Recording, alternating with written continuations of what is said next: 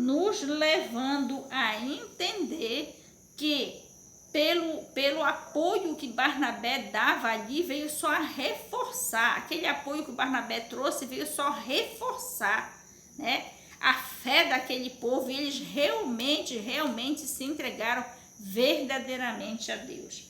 Vamos ver o versículo 25 e o 26, que diz assim: E partiu Barnabé para Tarso a buscar Saulo, e achando-o, o conduziu para Antioquia.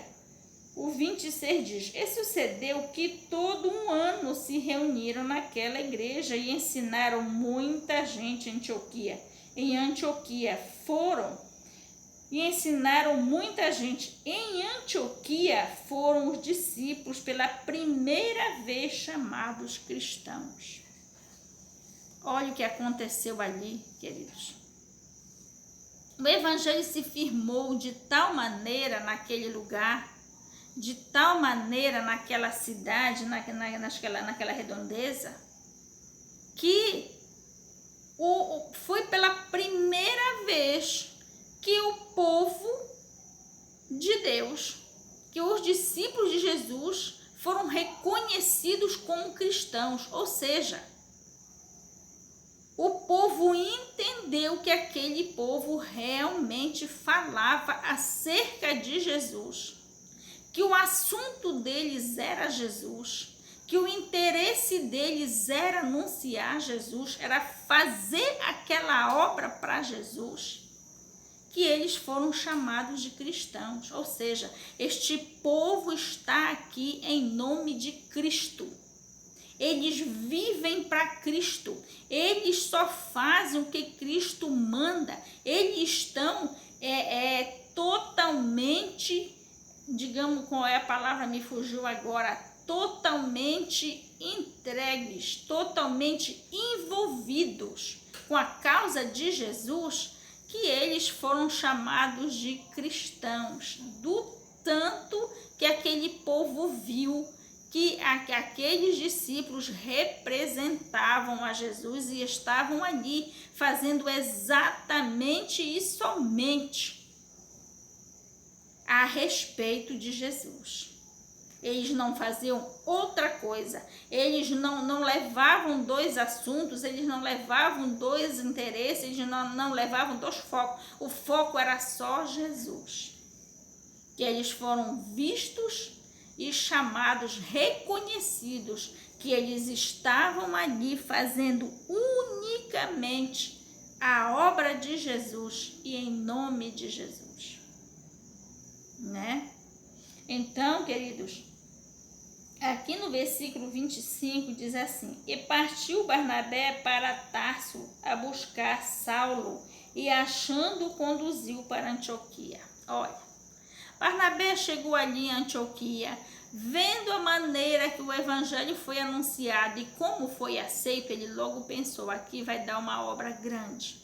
Nós vamos precisar gastar tempo com isto aqui, porque a seara é grande, é vasta, e nós vamos precisar de tempo para anunciar este evangelho, a ponto de que a grande maioria venha ouvir deste evangelho, e uma vez aceitando, nós vamos ter que apoiar este povo, ensinando eles a como servir a Deus, de que maneira eles devem se entregar para Deus. Então ali tinha muito serviço. O que foi que Barnabé fez? Correu e foi buscar Saulo. Saulo, quem era Saulo? Era Paulo. Paulo estava começando a sua vida com Cristo, estava cheio do Espírito Santo, estava cheio do imenso desejo de fazer aquela obra de Deus. Porque, queridos, quando nós somos realmente revestidos pelo Espírito Santo de Deus, o nosso entusiasmo, a nossa vontade, a nossa força, a nossa dedicação, nós colocamos tudo em prol desta obra.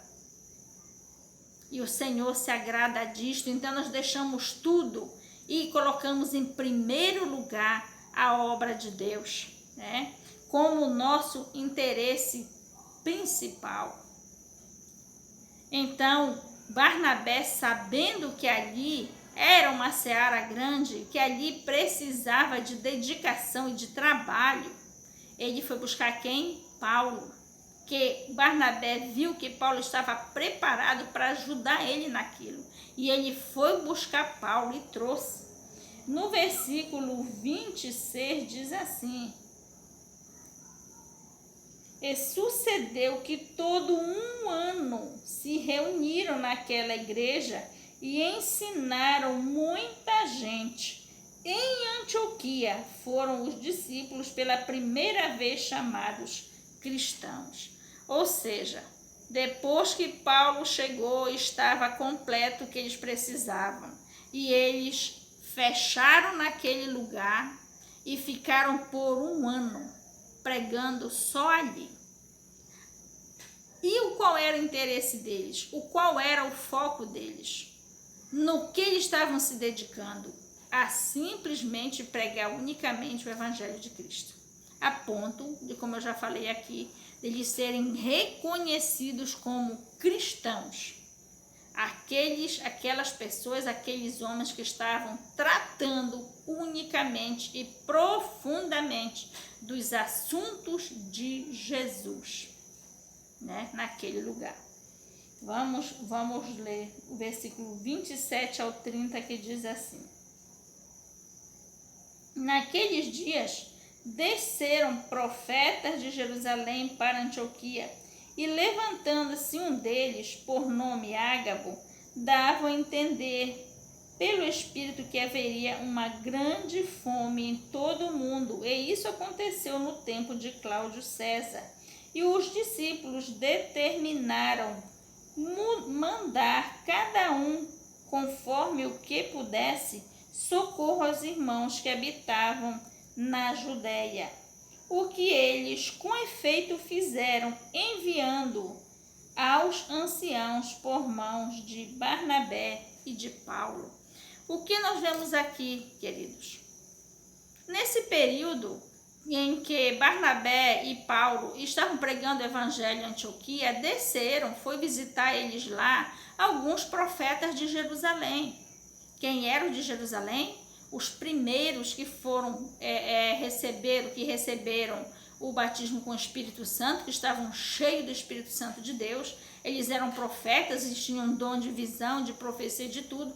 Eles desceram e foram visitar lá a Paulo e a Barnabé. E eles profetizaram. Deus falou através daqueles profetas que haveria fome naquele lugar, né? Haveria fome, aliás, em todo o mundo. E que aquele lugar seria também atingido por esta fome. Mas o que foi que a igreja fez?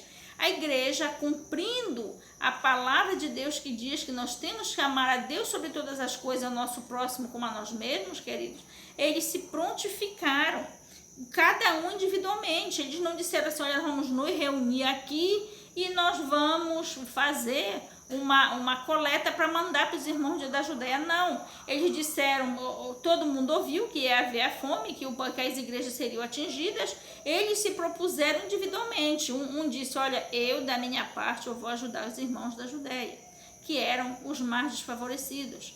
O outro diz: eu também, o que eu puder fazer por eles eu vou fazer.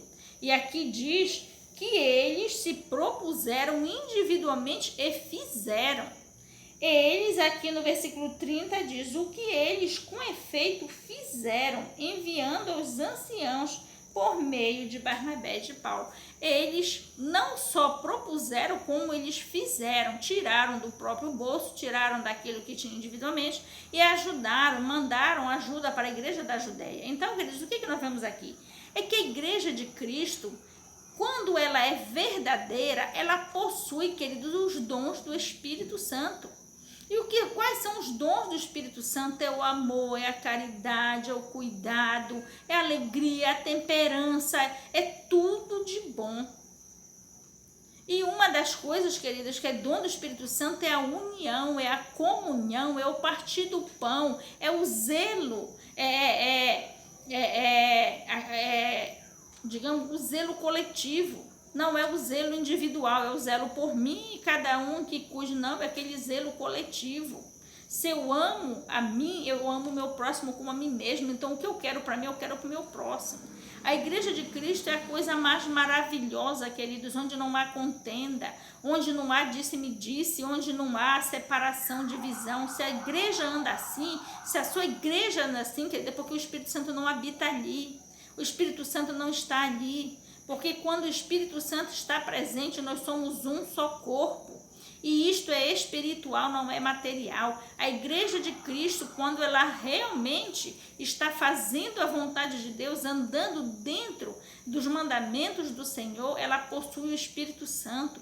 E quando ela possui o Espírito Santo, ali há amor, ali há prazer, ali há comunhão, ali há diversão, ali há liberdade, ali se torna o seu lugar onde você vai para ter paz, para ter alegria, para ter aquela suprema comunhão com Deus, com o Espírito Santo, com Jesus. Mas, independente de você buscar o espiritual, que é o Pai, o Filho e o Espírito Santo, e se unir com ele, você também se une à igreja, você também sente paz dentro da sua igreja, você sente alegria, você sente prazer, você sente aquele refrigério de estar dentro da casa do Senhor.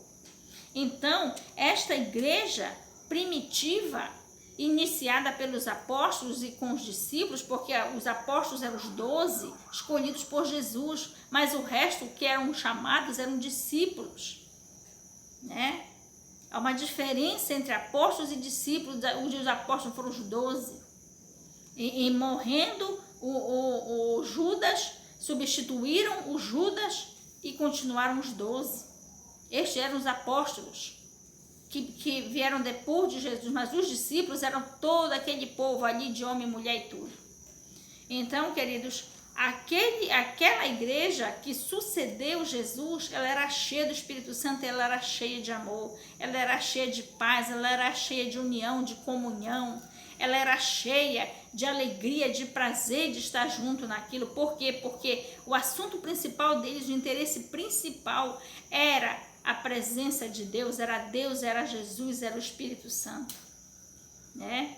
Então, quando a igreja ela está de acordo, em conformidade com a vontade de Deus, ela é espiritual. Se a igreja não está de acordo com o Espírito, com a vontade de Deus, o Espírito Santo não habita ali, esta igreja não faz parte do corpo de Cristo, porque o corpo de Cristo é o Espírito Santo. E para que seja corpo de Cristo, o Espírito Santo tem que estar habitando em cada um. Só fazer parte de uma igreja, só trabalhar dentro de uma igreja e não ter comunhão com Deus suficiente para que você seja cheio do Espírito Santo, não lhe faz parte do corpo de Cristo. Você não faz parte do corpo de Cristo, você é simplesmente um religioso. E isto não é bom. Não vai lhe levar ao céu, não vai lhe levar a Deus, não vai servir de nada para você, muito pelo contrário. Vai lhe conduzir ao inferno. Então, queridos, o que nós vemos aqui é que o Senhor nos chama para sermos esta igreja que mesmo em meio à perseguição, mesmo em meio à luta, mesmo em meio à morte, à tragédia, enfim, o que aconteceu naquele tempo, mas aquela igreja era acima de tudo unida. Aquela igreja era acima de tudo fiel a Deus e cheia do Espírito Santo de Deus, que fazia com que os dons do Espírito Santo habitassem no meio daquela igreja. É para isso que o Senhor está nos chamando hoje em dia. É isto que Ele quer de nós, que nós venhamos a ser a igreja primitiva, a igreja de Jesus, ao qual o Espírito Santo pode usar para este último dia em que Ele nos chama para propagar sobre a terra o último avivamento, promovido por Deus e executado pelo Espírito Santo através das nossas vidas. Queridos, nós vamos encerrar aqui para que o vídeo não venha dividir mais uma vez. Vamos agradecer a Deus por esta palavra, vamos agradecer por esta imensa graça de o Senhor estar nos chamando para fazermos parte da sua igreja primitiva, iniciada por Jesus e deixada aos discípulos, e agora o Senhor está nos chamando que nós possamos voltar a ser esta igreja que o Senhor quer que nós sejamos, que o plano dele é que nós sejamos esta igreja, cheia do Espírito Santo, habitada pelo Espírito Santo, o qual o Senhor vai usar para que nós levemos o Evangelho de Cristo sobre a face da terra e possamos propagar o avivamento da última hora, em que vai preparar a igreja para subir aos céus. Aleluia, glória a Deus. Vamos orar agradecendo ao Senhor. Senhor, nosso Deus e nosso Pai, Jesus querido e amado, muito obrigada por esta palavra, Jesus. Muito obrigada por este evangelho. Muito obrigada por isto que tu nos propões, Jesus, de nos chamar para nós termos a tua igreja verdadeira nestes dias. Jesus, querido, estamos aqui para sermos, querido, cheios de ti, preparados e capacitados para levar o teu evangelho na face dessa terra, assim como fizeram os discípulos, cheios do teu Espírito Santo. Jesus, nos abençoe e nos guarda, vem nos dar uma noite de bênção e que estes vídeos alcancem, Jesus, todos aqueles que tu queres chamar, que tu queres convocar para este grande exército que vai levar, disseminar sobre a face da terra o grande avivamento nos nossos dias. Oh, meu Pai, muito obrigada, meu Pai querido, muito obrigada por tudo. Fica conosco, nos abençoe e nos guarda em tudo que nós precisamos, meu Pai. Nós queremos te amar e ser fiel a Ti por toda a nossa vida, até que nós cheguemos na glória contigo, meu Pai. Muito obrigada por tudo, oh Deus. Queremos ser convocados, chamados e preparados para executar esta grande obra para Ti na face desta terra. Espírito Santo, muito obrigada por tudo. Espírito Santo, muito obrigada. Esta obra é tua e vai fazendo conforme a tua vontade. Em o nome de Jesus nós pedimos e agradecemos, em nome de Jesus. Amém, Senhor, glória a Deus e aleluia. Muito obrigada a cada um que vai ver e ouvir destes vídeos.